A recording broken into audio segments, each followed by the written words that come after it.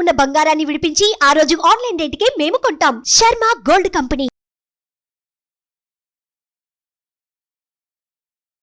నమస్తే అమ్మా. నమస్తే అమ్మా. అమ్మ, పూజ ఉదయం చేస్తాము, సాయంత్రం పూట కూడా దీపం పెట్టుకునే అలవాటు కొంతమందికి ఉంటుంది. ఏ సమయంలో చేస్తే ఎక్కువ ఫలితాన్ని ఇస్తుంది? దాంతోపాటుగా ఇంట్లో ఎవరు చేయాలి?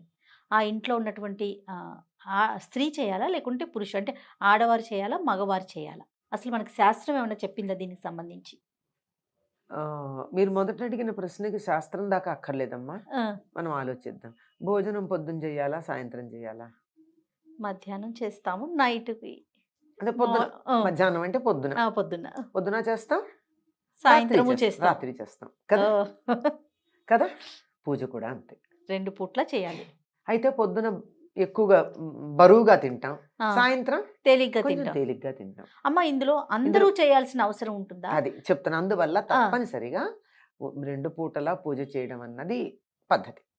అయితే చాలా మంది సాయంత్రం పెద్దగా పూజ చేయరు, చాలా తేలికగా దీపం పెట్టి ధ్యానం చేయడము, తేలిగ్గా పూజ చేస్తారు. అయినా తప్పు లేదు. ఉదయం అయినా సరిగ్గా పూర్తిగా చేయాలి. అది కూడా నిజంగా మనకి పెద్దలు చెప్పినటువంటిది ఏమిటంటే, సూర్యోదయ సమయంలో చేయడం చాలా మంచిది. ఉదయం ఎంత పొద్దున్నే వీలైతే, మరి తెల్లారుజామున కాదు. ఒక కార్తీక మాసం, ధనుర్మాసాల్లో తప్ప మిగిలిన సమయంలో తెల్లారుజామున చేయాలని ఏం చెప్పలేదు. అప్పుడు ధ్యానాలు అవి చేసుకోమన్నారు. పూజ మాత్రం సూర్యోదయం తర్వాతే. అందులో సంధ్యావందనం చేసేవాళ్ళు వాళ్ళు కూడా సూర్యోదయ సమయానికే చేయాలని చెప్పడం జరిగింది. కనుక ఆ సమయాలు చికాకుగా ఉంటాయి. సాధారణంగా పిల్లలు ఉంటే, జ్వరం వచ్చిన వాళ్ళు ఉంటే, పిల్లలు ఏడిచే టైం అదే కదమ్మా. అవును. అసలు సంధ్య వేళ పొద్దున కొంచెం బాగానే ఉంటారు, కానీ సాయంత్రం అసలు సంధ్య వేళ అయితే పిల్లలు ఏడుస్తారు. రోగం వచ్చిన వాళ్ళు చికాకు పడుతూ ఉంటారు. ఇంట్లో కాస్త మానసికంగా సరిగ్గా లేని వాళ్ళు పిచ్చి పిచ్చి మాటలు మాట్లాడుతూ ఉంటారు. ఇవన్నీ ఉండే సమయాలు. కనుక ఈ సమయంలో మనం దైవం మీద దృష్టి పెట్టడం గనక ప్రారంభించినట్టయితే ఇవన్నీ సర్దుబాట్లు అయిపోతాయి, మొదటి నుంచి అది అలవాటు చేస్తే.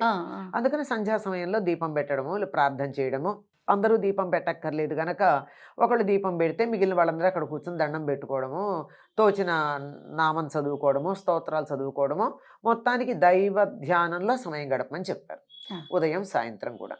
మీరు ఇంకోటి అడిగారు, ఆడవాళ్ళు చేయాలా, మగవాళ్ళు చేయాలి? అయితే దానికన్నా ముందు కొంతమంది కొన్ని మాటలు నేను విన్నానమ్మా. కొన్ని కమ్యూనిటీస్ మాత్రమే పూజ చేయాలి, నిత్యం పూజ, అందరూ చేయాల్సిన అవసరం లేదు, అంత ధూపదీప నైవేద్యాలు పెట్టి అంత పూజ చేయాల్సిన అవసరం అందరికీ లేదు, కొన్ని కమ్యూనిటీస్ అంటే బ్రాహ్మణ కమ్యూనిటీ మాత్రమే చేయాలి అనేది విన్నానమ్మా. అది కరెక్టేనా? తప్పమ్మా, ఎవరైనా చెయ్యాలి, అందరూ చెయ్యొచ్చు.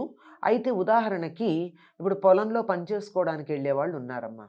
పొద్దున ఇప్పుడైతే 10 నుంచి 5 దాకా ఎండలో చేస్తున్నారు, కానీ పూర్వకాలం అయితే తెల్లవారుజామున వెళ్ళి 9-10 కల్లా ఎండ వాళ్ళకి లెక్క, పొద్దెక్కడమే లెక్క. పొద్దెక్కే టైంకి ఇంటికి వచ్చి మళ్ళీ తర్వాత 4ంటికి వెళ్ళి పొద్దుకే టైంకి ఇంటికి రావడం, అలా చాలా చల్లబాటు వేళ శరీరం అలసిపోకుండా చక్కగా చేసుకునేవాళ్ళు. అట్లాంటి వాళ్ళని నువ్వు షోడశోపచార పూజ చెయ్యి అంటే కుదరదు గనక వాళ్ళు చెయ్యకపోయినా పర్వాలేదన్నారు, ఖాళీగా ఉన్నప్పుడు చేసుకోవచ్చు. అంతే తప్ప వాళ్ళు చెయ్యకూడదు లేదు. Assumption is different from banning. ఈ రెండింటికి మధ్య ఉన్న డిఫరెన్స్ తెలియక చాలా problems. Exempted is different, banned is different.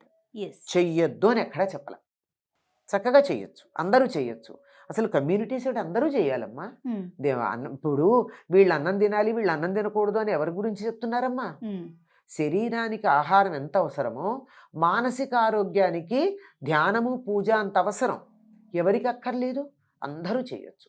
కాకపోతే వాళ్ళు చేసేటటువంటి పనులను బట్టి, వాళ్ళకున్న వృత్తి ధర్మాలను బట్టి వెసులుబాట్లు కలిగించారు, కొన్ని రకాలైనటువంటి సౌకర్యాలు కలిగించారు, కొన్ని రకాలైన ఇబ్బందులు లేకుండా మీరింత మాత్రం చేసినా చాలు అని చెప్పి వాళ్ళకి ఎగ్జంప్షన్ ఇచ్చారు. అంతే తప్ప ఇది వీళ్ళే చేయాలి, ఇది వీళ్ళు చెయ్యకూడదు అన్నది లేదు, నియమం లేదు, ఏమీ లేదు. తప్పనిసరిగా అయితే ఈ చెయ్యగలిగినటువంటి చెయ్యవచ్చని చెప్పిన కమ్యూనిటీస్ అని చెప్పారే, వాళ్ళు కూడా రోజు చేస్తున్నారా అమ్మా? అంటే ఉన్నమాట సత్యం మాట్లాడుకోవాలి ఎప్పటికి కూడా. మీరన్న కమ్యూనిటీస్లో నిత్యం షోడశోపచార పూజ చేస్తున్నారా? అది ప్రశ్నించుకోవాలి, ఆలోచించుకోవాలి. అది ఈ మాటలు మాట్లాడేవాళ్ళు ఇవన్నీ కూడా ఆలోచించాలి కదా. తొందరపడి మాట అనడం చాలా తేలికమ్మా. తర్వాత ఈ చేసేవాళ్ళు రోజు స్నానం చేసి వంట చేసి చేసినటువంటి వంటని దేవుడికి నివేదన చేసింది మాత్రమే తినేటటువంటి వాళ్ళు ఉన్నారా? అందరూ కొద్దిమంది ఉన్నారు, లేరంటల్లా. అందరూ లేరు కదా. ఏదన్నా అంటే మా ఉద్యోగం, మా ధర్మం అని అంటున్నారు. అందువల్ల ఇది సమాజాన్ని విడదీసి ఏదో రకంగా ముక్కలు చేసి ఒకళ్ళ మీద ఒకళ్ళని ఉసిగొల్పడానికి చేసేటటువంటి ప్రయత్నాల్లో భాగం తప్ప ఇది నిజంగా ఎక్కడా లేదు. వీళ్ళు చెయ్యొచ్చు, వీళ్ళు చేయకూడదని లేదు. ఎవరికి వీలైనట్టు వాళ్ళు చెయ్యొచ్చు. కుమ్మర భీముడు ఉన్నాడే, అన్నమాచార్యులు పూజించినటువంటి అతను దేంతో పూజించాడు? రోజు కుండలు తయారు చేస్తూ ఆ కుండలు చేసిన తర్వాత వచ్చేటటువంటి మట్టి చివరిగా ఉన్నటువంటి దాన్ని ఇట్లా చేతులు నలిపేస్తే చివరి మట్టి కొంత వస్తుంది. ఆ మట్టితో చిన్న చిన్న పువ్వులు చేసి ఈ పూలని ఆయనకి అర్పించాడు. చేసిన పూలని ఆయనకి ప్రత్యక్షమయ్యాడు, ఆయన అనుగ్రహించాడు కదా. అందువల్ల ఎవరికి వీలైనట్టు వాడు చేయమన్నారు కానీ ఇట్టాగే చేయాలన్న నియమం అయితే ఇది చేయాలనేది అదే లేదమ్మా. అతన్ని మామూలు పూలు దొరికితే వెళ్ళి పూలు తీసుకొచ్చి దేవుడికి పెట్టకూడదని చెప్పలేదే అతనికి. అవన్నీ ఇంట్లో చేస్తుంటాడు. ఇక్కడ కూడా చేస్తూ ఒక పువ్వు చేసి ఈ పువ్వు కూడా ఇస్తున్నాను అని ఉంటాడు. అంత మాత్రాన ఎవరిని వద్దని చెప్పలేదు, అందరూ చేయొచ్చు. చెయ్యకూడని పరిస్థితులు ఉన్నాయి. అంటే అశౌచం వచ్చినప్పుడు అట్లాంటప్పుడు చెయ్యొద్దన్నారు తప్ప అది ఎవరైనా పాటించాలి, అది ఎవరికైనా పాటించాలి. వీళ్ళు వాళ్ళు అన్నటువంటి భేదం లేదమ్మా. ఒక్కటి గుర్తుపెట్టుకోవాలి, చాలా సందర్భాల్లో మళ్ళీ మళ్ళీ మళ్ళీ మళ్ళీ చెప్తాను, నేను ఎన్నిసార్లు చెప్పమన్నా చెప్తా. సనాతన ధర్మంలో మనుషుల్ని ఈ రకంగా విభజించిన పద్ధతి లేదు. వారి వారి వృత్తి ధర్మాలు, మానసిక పరిస్థితులు, శారీరక పరిస్థితులు, ఆర్థిక పరిస్థితులు వీటన్నింటినీ కూడా పరిగణనలోకి తీసుకుని ఇది వీరికి ఉపయోగం, ఇది వీరికి ఉపయోగం కాదు అని చెప్తున్నారు. లేదు నేను దాన్ని అధిగమిస్తానంటే ఎవరు కాదనలా. అంతే తప్ప నో వన్ ఈజ్ బ్యాండ్. కొన్ని ఉన్నాయి, వీళ్ళు పనికిరారు అని చెప్పినటువంటి వాళ్ళు కమ్యూనిటీ ప్రకారం లేదు, వాళ్ళు చేసే పనులను బట్టి ఉంది, చేసిన పనులను బట్టి ఉందే తప్ప కమ్యూనిటీ ప్రకారం కాదు. అంచేత ఇట్లాంటిది లేదు, ఈ సోషల్ బ్యానింగ్ అన్నది లేదు. మీరు ఇంకొకటి అడిగింది ప్రధానమైనటువంటిది, ఆడవాళ్ళ మగవాళ్ళ. పూర్వకాలం శుభలేఖలు ఎట్లా ఉండేవమ్మా? శుభలేఖ అంతా రాసిన తర్వాత పైన ఏమనుండే, ఎవరి పేరు మీద ఇచ్చేవారు? ఇంటి పెద్ద ఎవరుంటే వాళ్ళ పేరు మీద ఇచ్చేవారు. శ్రీ అని చెప్పి వాళ్ళ పేరు మీద శ్రీ సహకుటుంబ వారు కుటుంబ సభ్యులందరూ అంతే. అంతే తప్ప మిసెస్ అండ్ మిస్టర్ అని కానీ, మిస్టర్ అండ్ మిసెస్ అని కానీ, XYZ అని కానీ వీళ్ళందరివి ఉండేవి కాదు. కనుక ఎవరు ఇంటికి యజమాని ఎవరు అంటే, ఎవరు యజ్ఞం చేస్తారో అతడు యజమాని. అంటే పూర్వం యజ్ఞం అంటే బ్రహ్మాండంగా జంతువులు తీసుకొచ్చి అంతంత ఆర్భాటం చేయడం, రోజు ఇంట్లో హోమం చేయడమే. అగ్నికార్యం ప్రతి వాళ్ళు చేసేవాళ్ళు పూర్వం. అలాంటి చేసేటటువంటి చోట ఎవరు చేస్తారో వాళ్ళే చెయ్యాలి ప్రధానంగా అని. కనుక ఇంటికి శుభలేఖ ఇచ్చేటప్పుడు ఒకళ్ళ పేరు మీద ఇచ్చారే, అట్లాగే పూజ ఒకళ్ళు చేస్తే సహకుటుంబానాం అని చెప్తారు. కనుక ఆయన కుటుంబం అంతా అందులో వచ్చేస్తుంది. కనుక ఇంట్లో ఒక్కరు చేస్తే, ఇంటి యజమాని ఎవరో వాళ్ళు చేస్తే చాలు. ఆ యజమాని అన్న పదంలోనే ఈ ఇంట్లో ఈ అగ్నికార్యం, పూజ ఇత్యాదులన్నీ నేను చేస్తాను అన్నవాడికి యజమాని అని పేరు. ఆయన చేస్తే చాలండి. పూజ నిజానికి మగవాళ్ళే చెయ్యాలి. ఈ కాలంలో ఆడవాళ్ళకి వంటింటితో పాటు పూజ గృహం కూడా ఇచ్చేసి సుఖపడిపోతున్నారు మగవాళ్ళు. కాకపోతే నియమాలు మాత్రం చెప్తారు. ఆడవాళ్ళు తులసి కొయ్యకూడదు, ఆడవాళ్ళు గంట కట్టకూడదు, ఆడవాళ్ళు అది చేయకూడదు, ఆడవాళ్ళు ఇది చేయకూడదు. ఓకే ఒప్పుకుందాం, వాళ్ళు చేయకూడదు. చాలా సంతోషం వాళ్ళని చెయ్యొద్దంటే. మీరు చెయ్యండి, వాళ్ళు మానేస్తారు. ఏమ్మా? అవునమ్మా. వీళ్ళు చేయకపోతే కదా వాళ్ళు చేస్తున్నారు. పూజ నేను చేస్తానని ఆయన కూర్చుంటే గంట ఆయన కొడతాడు. ఎందుకు కొట్టాలి? అదే ఆయన పోబట్టే కదా. లేకపోతే గంట కొట్టడానికి పిలుచుకురావాలా? అదే కదా. మరి ఆడవాళ్ళు ఏం చేయాలి? ఆడవాళ్ళు అమరిస్తే చాలు. పూజకి సంబంధించి అన్ని అమరిస్తే చాలు. వీళ్ళకి ఏదన్నా జపాలు చేసుకోవచ్చు, స్తోత్రాలు చదవచ్చు, అన్ని రకాలు చేసుకోవచ్చు. అదే దీపం ఉంది అక్కడ, ఆ దీపం ఉన్న చోటే అదే అగరొత్తులు ఉన్నాయి, అన్నీ ఉన్నాయి.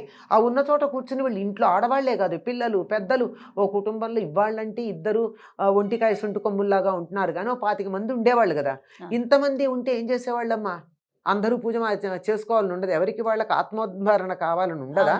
అంచేత ఇంటికి పెద్దెవరో వాళ్ళు పూజ చేస్తే మిగిలిన వాళ్ళందరూ అక్కడికి వచ్చి వాళ్ళు చేయవలసినటువంటివన్నీ స్తోత్రాలు అవన్నీ అక్కడే చేసుకుంటారు, అదే పూజాగృహంలో చేస్తారు. మళ్ళీ ఇంకో దీపం పెట్టడం అలాంటివి చేయరు, మళ్ళీ ఇంకో నైవేద్యం పెట్టడం, మళ్ళీ ఇంకొకటి అన్నీ సెపరేట్గా చేయడం ఉండదు. ఆయన చెప్పేశాడు కదా, ఒక ఆయన మొత్తం అందరికీ ఒక సంకల్పం చెప్పేశాడు కదా, సహకుటుంబానం అంటే.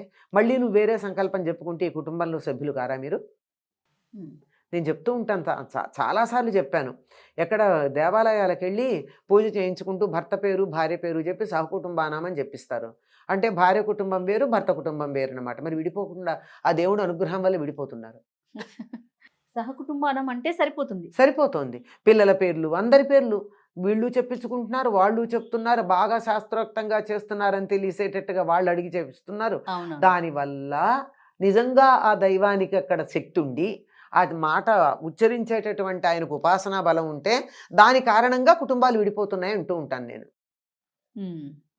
ఇది చెప్పకూడదు, ఒక్కళ్ళే ఎప్పుడు చెప్తారు, ఇది శాస్త్రం దాకా వెళ్ళకుండా, ఇది శాస్త్రం చెప్పిన మాట. ఇంకా మామూలు వ్యవహారాలు ఏం చెప్తారంటే, మామూలుగా ఇల్లు అందరూ కలిసికట్టుగా ఉండడానికి ఒకే పూజ గది, ఒకే వంటిల్లు ఉండాలి. ఎవరికి వాళ్ళకి విడిగా వండుకుంటూ ఉంటే వేరు కుటుంబాలు ఉన్నట్టే. సత్రంలో ఆ పక్కన పొయ్యి పెట్టుకుని ఒకడు, ఈ పక్కన పొయ్యి పెట్టుకుని ఒకడు వండుకున్నట్టు ఒకే కప్పు కింద ఉన్న వీళ్ళ వంట వీళ్ళది, వాళ్ళ వంట వాళ్ళది అంటే విడిగా ఉన్నట్టే లెక్క. కనుక ఒక్కళ్ళే ఇంటి యజమాని ఎవరు, ఆయన చేయడానికి వీలు కాలేదు, ఆయన పొరుగురు వెళ్ళారు. ఇంట్లో ఇంకోళ్ళు చేస్తారు, ఇంకొకళ్ళు చేసినా ఒకళ్ళే చెయ్యాలి. ఎవరుంటే వాళ్ళు ఒక్కళ్ళే చెయ్యాలి. లెక్క ప్రకారం అయితే మన శాస్త్రం ప్రకారం మగవాళ్లే చెయ్యాలమ్మా. మగవాళ్ళు చేయలేని పరిస్థితుల్లో ఆడవాళ్ళు చేయాలి. చెయ్యొచ్చు, చెయ్యకూడదని చెప్పలా, గమనించాలి. ఈ మాట ఇప్పుడు మగవాళ్ళు చెయ్యాలి అనగానే వెంటనే ఆడవాళ్ళు చేయకూడదు అని చెప్పేటటువంటి వాళ్ళు, మేమెందుకు చేయకూడదని వాదనకు వచ్చేవాళ్ళు 2 పక్షాలు ఉంటాయి. అలాంటిది ఏమీ లేదు, ఆడవాళ్ళు కూడా చెయ్యొచ్చు. వాళ్ళు ప్రధానం, ముఖ్యంగా ఎవరి డ్యూటీ వాళ్ళు చేయాలమ్మా. ఆ డ్యూటీ చేసేవాళ్ళు లేనప్పుడు ఇంకోళ్ళు వాళ్ళ డ్యూటీ చేస్తారు, మానేయరు. ఎవరు చేసినా అందరికీ వర్తించేటి చేస్తారు, కుటుంబానికంతా ఒకళ్ళే చేస్తారు. లేదు నాకు రాముడు అంటే ఇష్టం, మీరు ఏదో లక్ష్మీనారాయణ పూజ చేశారు, రామాష్టోత్రం చదవలేదు, నేను రామాష్టోత్రం చదువుకుంటా, నేను లక్ష్మీష్టోత్రం చదువుకోవచ్చు, తప్పేం లేదు. కానీ మళ్ళీ దీపం పెట్టి మళ్ళీ ఇంకొక ప్రమిద పెట్టి ఇలాంటివి చేయకూడదు. చేస్తే కుటుంబం విచ్ఛిన్నం అవ్వడం అక్కడే మొదలు. రైట్ అమ్మా, సంతోషం. నమస్తే అమ్మా. సుమన్ టీవీలో మీ పర్సనల్ అండ్ బిజినెస్ ప్రమోషన్స్ కోసం కింది నెంబర్కి కాంటాక్ట్ చేయండి.